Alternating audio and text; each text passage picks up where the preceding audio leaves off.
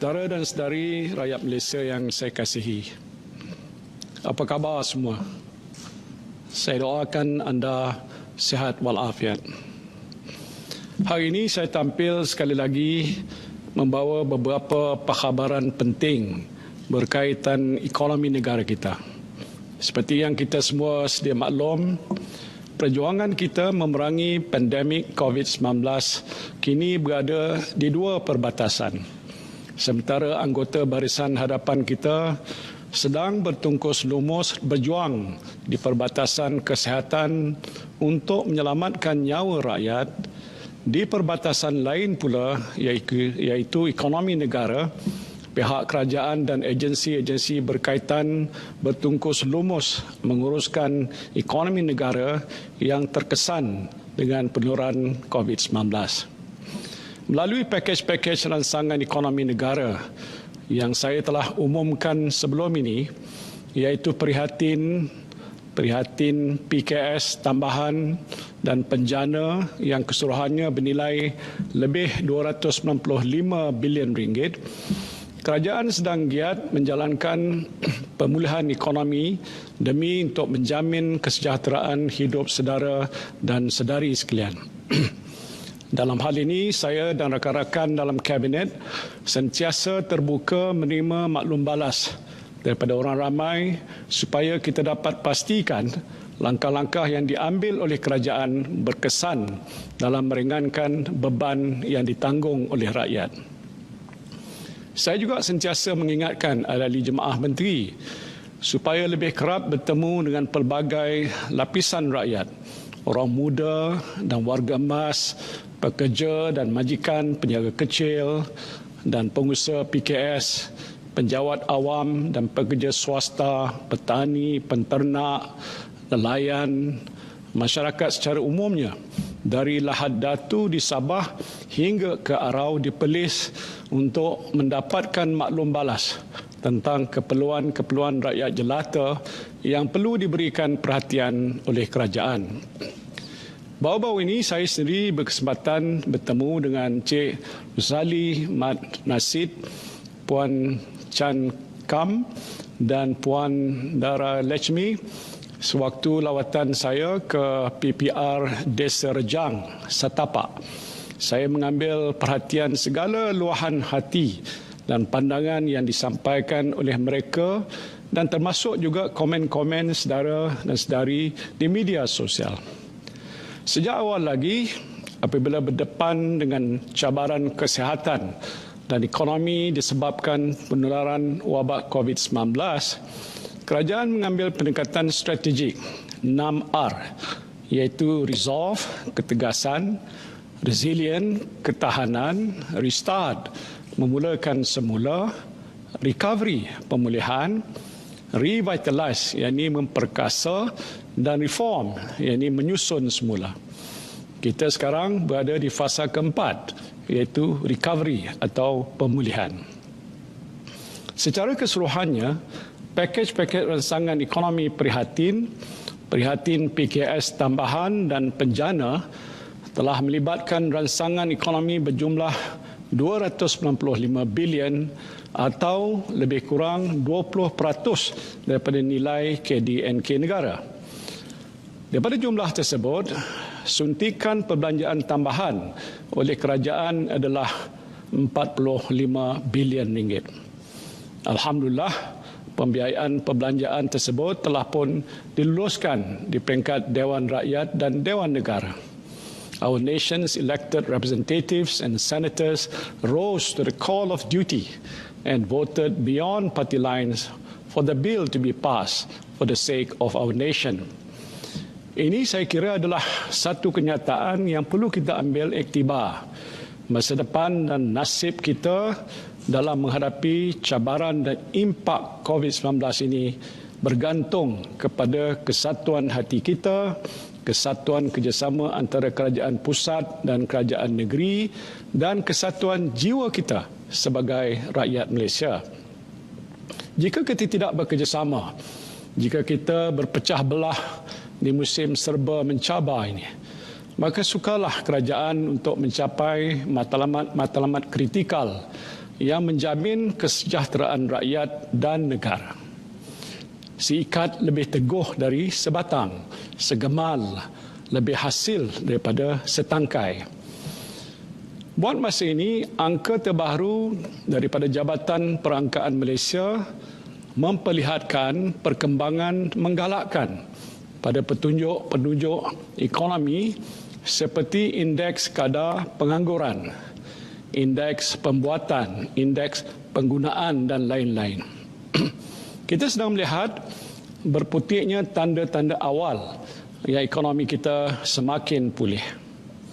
Sungguh pun ekonomi negara mencatatkan penguncupan KDNK yang besar pada suku kedua iaitu 17.1%,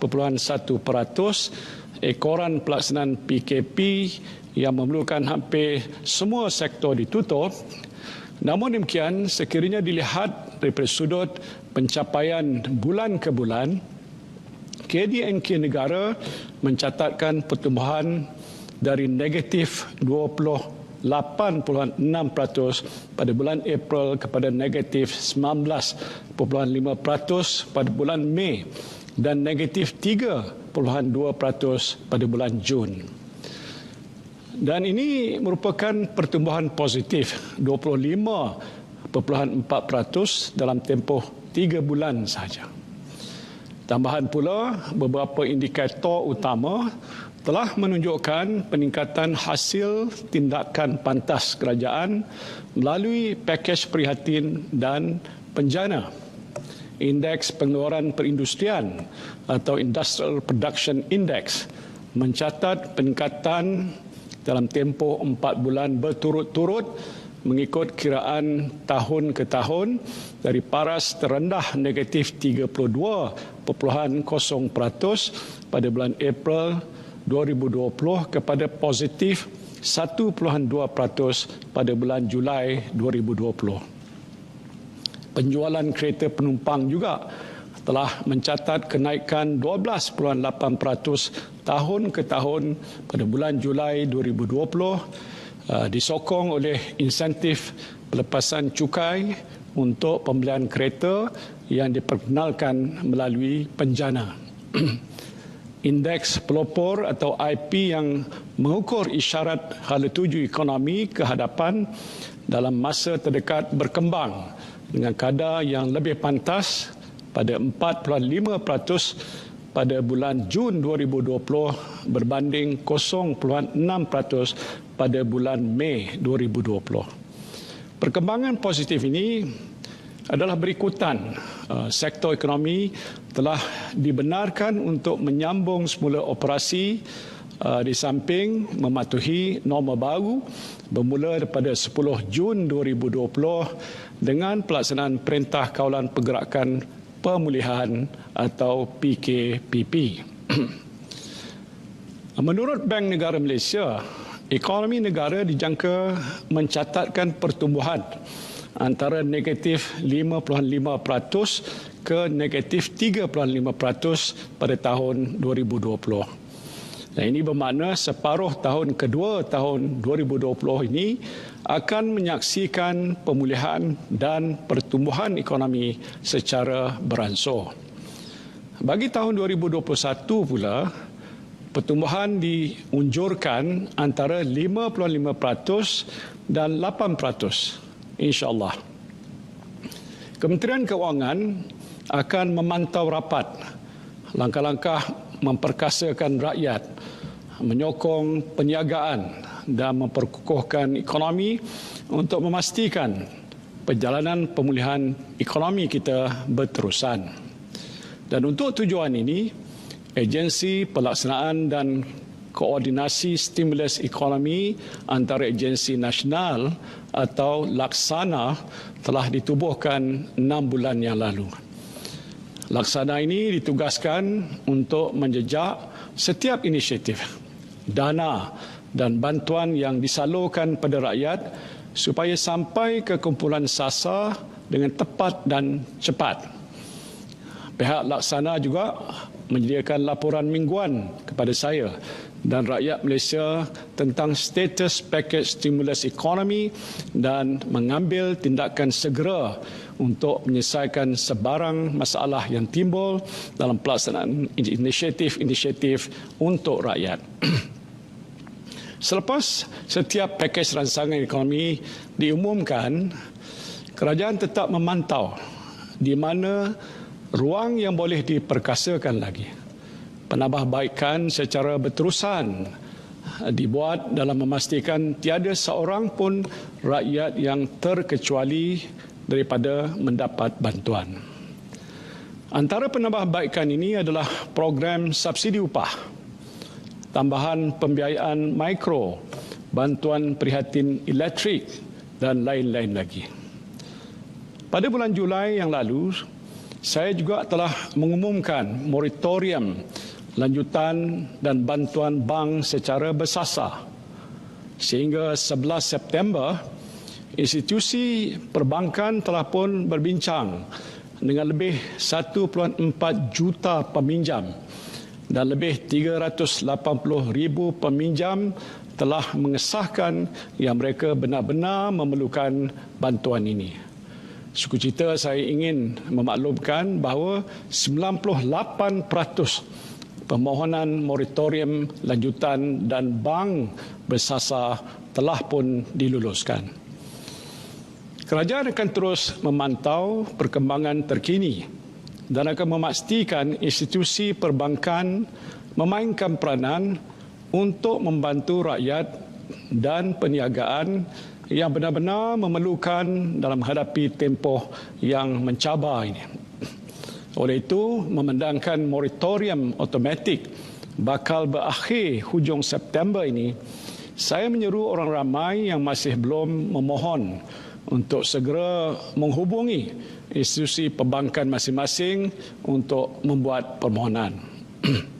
Saudara dan saudari yang saya kasihi sekalian, saya ada beberapa pengumuman lagi untuk saudara dan saudari.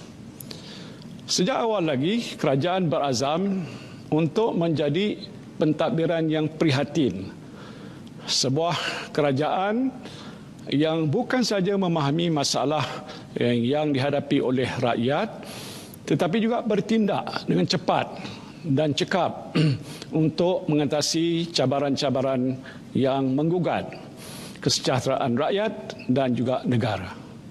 Kerajaan mesti bersikap prihatin kerana inilah yang diperlukan oleh rakyat jelata, lebih-lebih lagi di zaman yang amat mencabar ini.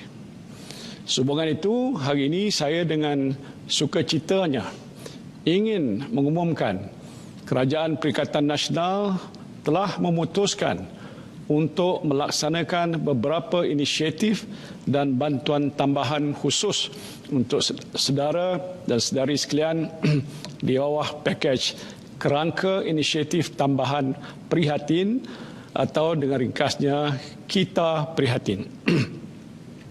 Pakej ini mensasarkan kelompok-kelompok berikut, iaitu A, golongan B40, B40 yang berkeluarga dan bujang. B, golongan M40 yang berkeluarga dan bujang. C ialah golongan pekerja negara dalam pelbagai bidang dan D, golongan peniaga mikro dalam pelbagai bidang. Meskipun terdapat tanda-tanda pemulihan dalam pasaran kerja, kerajaan amat memahami akan kesukaran yang dihadapi oleh majikan dan pekerja dalam fasa pemulihan ekonomi. Dalam pakej prihatin dan prihatin PKS tambahan, kerajaan telah pun menyediakan sejumlah 15.3 bilion ringgit bagi membiayai program subsidi upah atau wage subsidi kepada sehingga 3.3 juta orang pekerja. Sehingga 11 September 2020, seramai 2.63 juta orang pekerja dan lebih daripada 321,000 majikan telah mendapat manfaat daripada pemberian subsidi upah ini yang melibatkan peruntukan sebanyak 10.4 bilion ringgit. Permohonan untuk program subsidi upah adalah untuk tempoh 6 bulan bermula semenjak 1 April 2020 dan terbuka kepada semua sektor. Semasa Perintah Kawalan Pergerakan, kerajaan telah pun memperkenalkan program subsidi upah yang antara lain menyediakan bantuan bagi majikan tanpa mensyaratkan kehilangan hasil bagi syarikat kecil. Dengan peralihan pada pelaksanaan Perintah Kawalan Pergerakan Pemulihan, kebanyakan syarikat dapat beroperasi semula dan berniaga dengan giat. Permohonan untuk program subsidi upah akan berakhir pada 30 September 2020. Namun demikian, kerajaan memahami dan prihatin terhadap majikan dan pekerja dalam sektor-sektor tertentu yang masih terjejas seperti sektor pelancongan. Maka dengan itu, kerajaan akan memperkenalkan program subsidi upah 2.0 bagi membantu syarikat yang masih terjejas. Ciri-ciri utama program ini ialah: pertama, subsidi upah diberi kepada majikan yang masih terjejas, iaitu syarikat yang sejak PKPP masih menghadapi pengurangan hasil sekurang-kurangnya 30% berbanding tahun lepas. Kedua, subsidi upah diberi sehingga 3 bulan pada kadar RM600 sebulan untuk setiap pekerja sehingga maksimum 200 pekerja. Dan ketiga, permohonan dibuka dari 1 Oktober sehingga 31 Disember 2020. Saya juga telah menerima pelbagai maklum balas berhubung program subsidi upah. Antaranya daripada mereka yang tidak layak menerima program subsidi upah kerana tidak menepati syarat kelayakan berdaftar dengan Perkeso sebelum 1 April 2020. Dan bagi memastikan golongan ini juga tidak tertinggal, program subsidi upah 2.0 akan dibuka untuk syarikat yang berdaftar dengan Perkeso sehingga 31 Ogos 2020. Dan bagi permohonan baru yang tidak pernah menerima bantuan di bawah program subsidi upah, mereka akan layak menerima subsidi upah sehingga 6 bulan. Pelaksanaan program subsidi upah 2.0 ini dijangka memanfaatkan 1.3 juta pekerja dan melibatkan peruntukan sebanyak RM2.4 bilion. Kepada golongan peniaga mikro di bawah pakej prihatin PKS tambahan, kerajaan telah pun menyediakan geran khas prihatin atau GKP khusus untuk membantu mereka meringankan beban keuangan akibat penularan wabak COVID-19. Permohonan untuk GKP yang telah dibuka pada 1 Mei 2020 hingga 15 Mei 2020 dengan kadar bantuan berjumlah RM3,000, setiap peniaga mikro telah memanfaatkan 545,000 peniaga kecil seluruh negara. Untuk tujuan ini, kerajaan membuat penyaluran sebanyak RM1.63 bilion. Semasa turun ke Padang dan bergaul dengan usahawan di peringkat akar umbi, saya menerima rungutan bahawa ada yang tidak menerima bantuan tersebut kerana tidak sempat untuk membuat permohonan. Terdapat juga peniaga yang tidak memenuhi syarat terdaftar sebelum 1 Januari 2020. Untuk nak memastikan lebih ramai peniaga mikro yang layak tapi masih belum berkesempatan untuk mendapatkan GKP, kerajaan bersetuju untuk membuka semula permohonan GKP mulai 1 Oktober hingga 31 Oktober 2020. Mengambil kira maklum balas yang diterima GKP akan dibuka pada peniaga mikro yang berdaftar atau memegang lesen berniaga dengan Suruhanjaya Syarikat Malaysia atau pihak berkuasa tempatan sehingga 31 Ogos 2020. Bayaran disasarkan akan dibuat mulai 25 November 2020.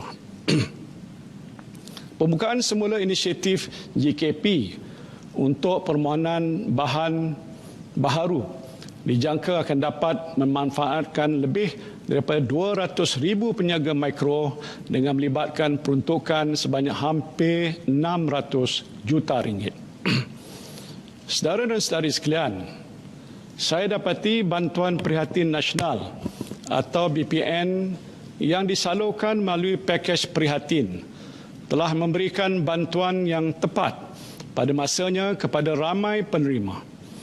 Kerajaan telah pun membelanjakan 11.2 bilion ringgit untuk BPN yang memanfaatkan 10.6 juta penerima. Ada yang menggunakannya untuk memulakan perniagaan perbekalan makanan separa siap seperti kambing perap dan menggunakan pendigitalan untuk merancangkan perniagaan. Sebahagian besar menggunakannya untuk menyara keluarga sepanjang tempoh PKP dan juga PKPB. Dalam fasa PKPP, ekonomi negara kita telah menunjukkan tanda-tanda pemulihan. Namun kita semua tahu krisis wabak COVID-19 belum berakhir.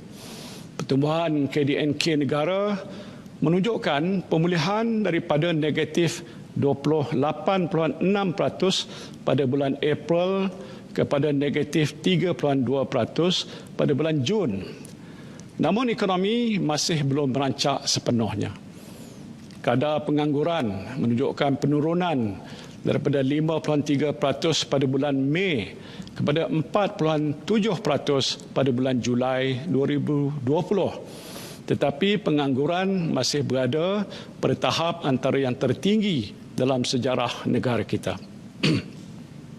Saya faham terdapat industri yang memerlukan masa yang lebih lama untuk pulih akibat pandemik COVID-19 seperti industri pelancongan. Malah syarikat penerbangan juga terpaksa mengurangkan bilangan pekerja. Dan disebabkan itu, para pekerja dalam industri ini terpaksa mencari alternatif lain untuk meneruskan kelangsungan hidup masing-masing. Ada yang menceburi bidang perniagaan dan ada juga yang memberanikan diri mencuba kemahiran baru. Saya mengambil contoh pasangan suami isteri yang dahulunya bekerja sebagai pramugara dan pramugari, Encik Zarik Akhtar dan Puan Nazira Azinan, yang kini telah membuka pusat mencuci dan perincian kereta. Langkah yang serupa turut diambil oleh saudari Didi Nadira, saudara Nabil Hanif dan juga Cidi Jilio yang membuka perniagaan kedai makan di dapur pramugari. Seorang lagi bekas kapten pesawat, saudara Khairul Ajid, yang kini memilih kerjaya sebagai penghantar makanan. Mengambil kira segala kesukaran yang masih dihadapi oleh rakyat, kerajaan membuat keputusan untuk menyediakan bantuan tambahan untuk rakyat melalui pemberian tunai tambahan di bawah Bantuan Prihatin Nasional 2.0 dengan peruntukan hampir 7 bilion ringgit. Jumlah bantuan yang akan disalurkan di bawah BPN 2.0 adalah seperti berikut. Pertama, RM1,000 kepada 3.7 juta isi rumah B40. Keduanya, RM500 kepada 3.8 juta kumpulan B40 bujang. Ketiga ialah RM600 kepada hampir 1.4 juta isi rumah M40 dan keempatnya ialah RM300 kepada 1.7 juta kumpulan M40 bujang. Bayaran BPN 2.0 ini akan dibuat dalam dua ansuran. Pertamanya pada hujung bulan Oktober 2020 dan keduanya ialah pada bulan Januari 2021. Bagi golongan B40, bayaran ansuran pertama untuk bulan Oktober adalah sebanyak RM700 dan keduanya pada bulan Januari 2021 sebanyak RM300. Tiada permohonan yang perlu dibuat untuk mendapatkan bantuan BPN 2.0 ini. Kerajaan akan menyalurkan bantuan secara terus kepada 10.6 juta penerima yang telah diluluskan di bawah BPN sebelum ini. Dan bagi mereka yang layak tetapi tidak pernah menerima BPN, kerajaan akan memberikan peluang untuk rayuan dan permohonan baru. Saya berharap dengan adanya bantuan tambahan ini, saudara dan saudari dapat menarik sedikit nafas lega dalam menampung perbelanjaan harian saudara-saudari dan seisi keluarga. Semua inisiatif ikhlas ataupun semua inisiatif khas di bawah Kita Prihatin ini akan melibatkan perbelanjaan kerajaan sebanyak RM10 bilion. Sekali lagi, saya akan meminta Kementerian Keuangan dan agensi laksana untuk memastikan bantuan ini dan inisiatif ini disalurkan kepada rakyat tepat pada masanya. Saudara dan saudari rakyat Malaysia yang saya sayangi, selama 6 bulan yang lalu telah kita harungi tempoh yang amat sukar. Alhamdulillah, kita masih dapat bertahan. Dan saya berharap saudara-saudari kekal istiqamah dalam mengamalkan penjagaan kendiri dan sentiasa patuhi setiap SOP yang telah ditetapkan oleh kerajaan untuk memastikan kita semua terlindung daripada wabak COVID-19. Ingatlah, setiap tindakan kita boleh menentukan bukan saja keselamatan diri kita, tetapi juga keselamatan orang-orang yang dekat dengan kita, anak-anak kita, ibu bapa kita, saudara mara kita, rakan-rakan kita dan masyarakat di sekeliling kita. Wabak COVID-19 dan kesannya ke atas kehidupan manusia tidak membezakan antara kaum, agama ataupun fahaman politik. Kita semua terkesan dengan wabak ini tanpa ada yang terkecuali. Justru marilah kita bersama-sama menangani wabak ini seperti sebuah keluarga. Cubit paha kiri, paha kanan pun terasa juga. Kita tidak boleh mengharapkan bantuan dari luar, kerana negara-negara lain juga sedang bergelut menyelesaikan masalah mereka sendiri. Kita hanya dapat bergantung kepada sesama kita dalam sebuah keluarga besar rakyat Malaysia. Semangat kekitaan inilah yang kita mahukan. Bak ungkapan yang sering diucapkan, kita jaga kita. Saya ingin mengajak saudara dan saudari sekalian supaya bersama-sama dengan saya dan rakan-rakan dalam Kerajaan Perikatan Nasional untuk mengemudi negara dalam keadaan kita masih berhadapan dengan krisis ekonomi dan kesihatan pada masa ini. Pengumuman yang saya buat pada hari ini menandakan Kerajaan Perikatan Nasional mendengar rintihan saudara dan saudari sekalian. Kita cuba sedaya upaya untuk membantu rakyat menghadapi detik yang sukar ini.